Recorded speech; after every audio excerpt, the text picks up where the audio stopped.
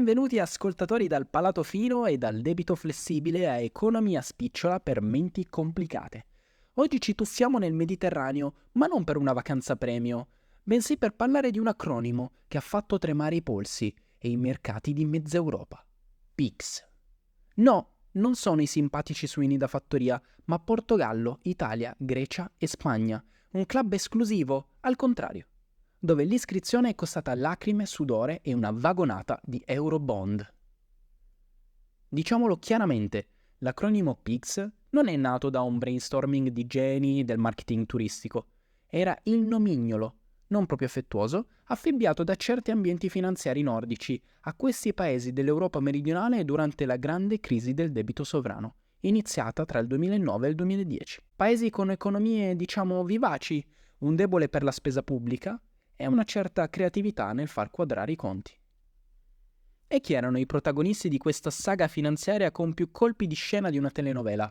Beh, tutti e quattro hanno avuto il loro momento di gloria, o meglio di sventura. Ma oggi vogliamo concentrarci su due pesi massimi del dramma: la Grecia, la culla della democrazia e a quanto pare anche del default creativo, e l'Italia, il paese del ma sì, poi vediamo e del siamo troppo grossi per fallire. Vero? Partiamo dalla Grecia.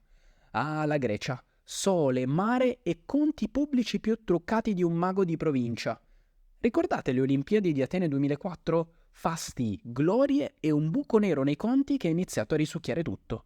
Quando la crisi globale ha bussato alla porta, la Grecia si è trovata con casse vuote e l'acqua alla gola. E l'Europa ha iniziato un po' a essere un po' schizzinosa, ma poi diciamo che si è lanciata e l'ha aiutata. La situazione greca è diventata l'emblema della tragedia. Austerity selvaggia imposta dalla famosa Troika, Commissione europea, Banca Centrale Europea e Fondo Monetario Internazionale, che suonava più come un trio di giustizieri mascherati pronti a tagliare pensioni e speranze. Ricordiamo i titoli di giornali: Grexit o non Grexit? Referendum, governi che cadevano come birilli. La Grecia è stata la cavia, il paziente zero a cui sono state somministrate cure da cavallo, spesso con effetti collaterali devastanti sul tessuto sociale. Dovete fare i compiti a casa, tuonavano da Bruxelles e Berlino, e i greci, con l'orgoglio ferito e le tasche vuote, si chiedevano se la casa sarebbe rimasta in piedi.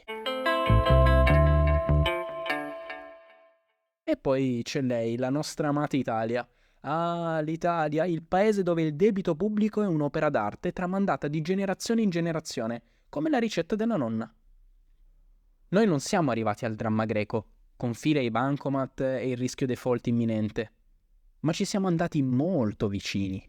Il nostro problema è diverso. Siamo il malato cronico, quello che tira avanti tra un acciacco e l'altro, lamentandosi ma senza mai cambiare veramente stile di vita. L'Italia, con il suo debito pubblico che fa invidia al Monte Everest, è sempre vista come too big to fail, troppo grande per fallire. Se crolla l'Italia, si diceva, viene giù mezza Eurozona. E così, mentre la Grecia veniva messa alla berlina, con l'Italia si usavano guanti un po' più di velluto, ma non troppo. Lettere da Bruxelles, spread che saliva come un missile, governi tecnici chiamati a salvare la baracca all'ultimo minuto. Ogni tanto qualche politico provava a fare la voce grossa con l'Europa, tipo «noi non ci facciamo mettere i piedi in testa», per poi tornare un po' più miti, un po' più tranquilli, quando i mercati iniziavano a fare i capricci. Un balletto tragicomico dove si cercava di salvare la faccia e il portafoglio, spesso senza riuscirci appieno in nessuno dei due. Ricordiamo le manovre finanziarie lacrime e sangue? Ecco, in Italia erano più qualche lacrimuccia e un po' di mal di pancia, dai che ci mangiamo una pizza. La nostra specialità è rimandare, derogare, trovare la scappatoia, una sorta di arte della sopravvivenza economica che lascia perplessi i rigorosi partner nordici, loro con i loro bilanci perfetti, noi con la nostra capacità di improvvisare sul baratto. E così, tra piani di salvataggio, prestiti miliardari, riforme strutturali, i PIGS sono stati in qualche modo salvati. O meglio, messi sotto tutela. L'Europa, con la Germania in prima fila a fare da cassiere, ha sborsato fiori di quattrini, ma non per filantropia, sia chiaro, ma per evitare il contagio e il crollo dell'intera impalcatura dell'euro. Un salvataggio che è sembrato a molti un cappio al collo, con condizioni ferree che hanno limitato la sovranità nazionale e imposto sacrifici. Certo, si è evitato il disastro totale, ma a che prezzo?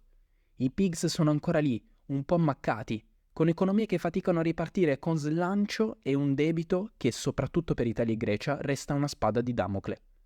La Grecia è uscita formalmente dai programmi di salvataggio, ma la strada è ancora lunga. L'Italia, continua a navigare a vista sperando che il prossimo scoglio non sia troppo appuntito. La morale della favola?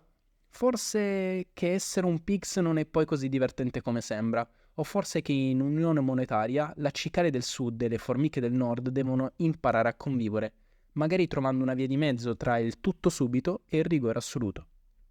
E anche oggi è tutto da Economia Spicciola per menti complicate. Speriamo di non avervi fatto venire troppa ansia e troppo stress da tutto questo spread.